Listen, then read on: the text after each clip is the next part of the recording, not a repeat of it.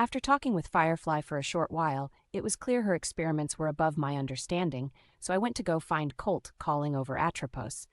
I jumped on quickly, trying to not grab much attention from everyone. But with everything going on, no doubt my plan of obscurity would inevitably fail. I had followed out some tracks that seemed to go to a rider that rode as Colt did, even with him not being on Mac. As I came to the edge of the trees, I could see the clearing. Someone was ahead of me some ways, and in the distance I could see Colt on a young, unchosen, young stallion white as lavender's snow, if not more so. The rider going toward him, I could tell by the hair it was Abira. His blonde curls looked as though a golden river flowing, as the paint he rode on a young mare as golden as his hair. But that made me ponder where was Traveler. Stepped slowly toward Colt. It was rather a beautiful scene, if it could have been painted, the light snow floating down the snow only hoof deep, but like diamonds, shining colors. I decided to turn around and let father and son talk, knowing Colt needed his father now more than me at the moment, and I know he will tell about it later. And so I shall now tell you as it was told to me. Colt's horse was counting uncomfortably, as this young stallion of a horse walked up slowly, snorting out its agitation as well. Colt held his place as Abira spoke first. "Son, what are you doing here alone?" He almost spoke with a new caution. Colt looked to him. "I have spent many days on my own. Today is no different than any of those days. It's the best time to think." Abira again with caution spoke. "Are you thinking or contemplating?" Colt, more puzzled, answered. "Is there a difference?" Abira slightly smiled. "Not to some, but for you, yes." Colt let out a sigh, looking down at his hands. Abira licked his dry, nervous lip, then spoke up. "Son, are you truly that angered by Firefly and I?" Colt looked up sharply. "No, but what I am angered by, I do not believe is my place to say." Abira brought his horse close enough to touch Colt's shoulder. "I am old, perhaps not wise, but I know keeping things hidden when you wish your words to speak does no one any good, and after all you are a prince, nearly a king.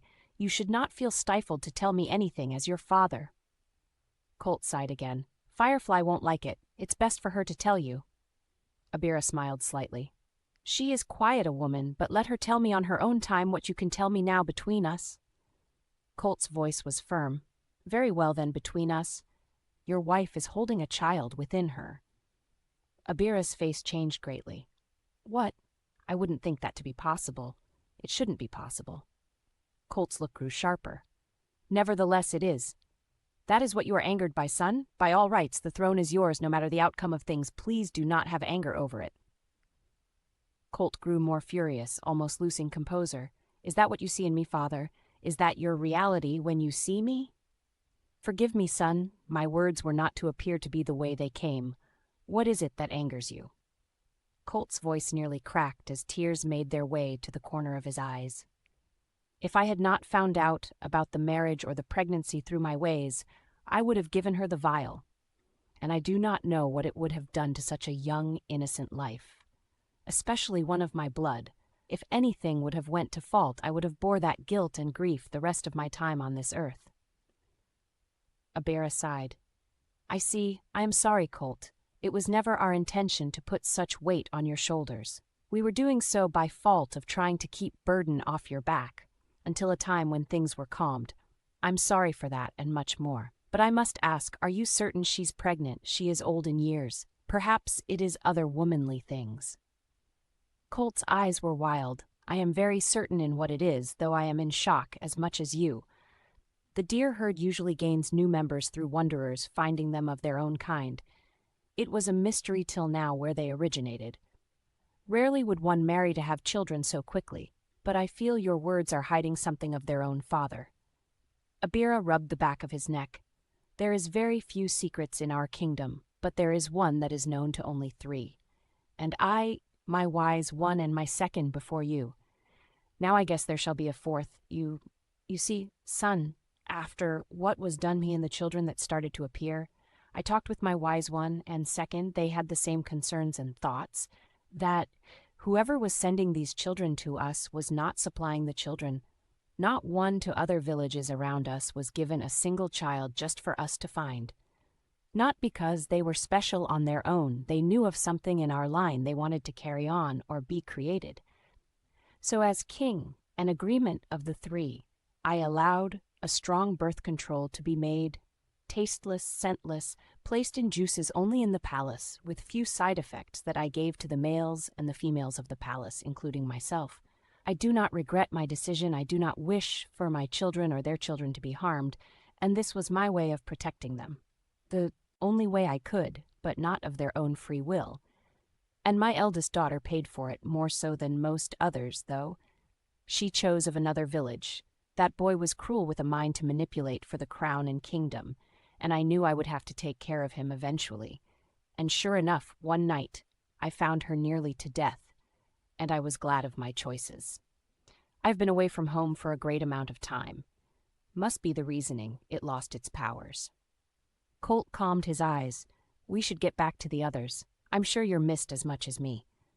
We shall, son, we shall, but let's take this quiet moment before we return to bustle. Colt spoke firm but soft. There is one more thing I wish to say. Abira was curious, almost doing the same tilt Colt would do in the same instances. What is it? Colt looked to his father.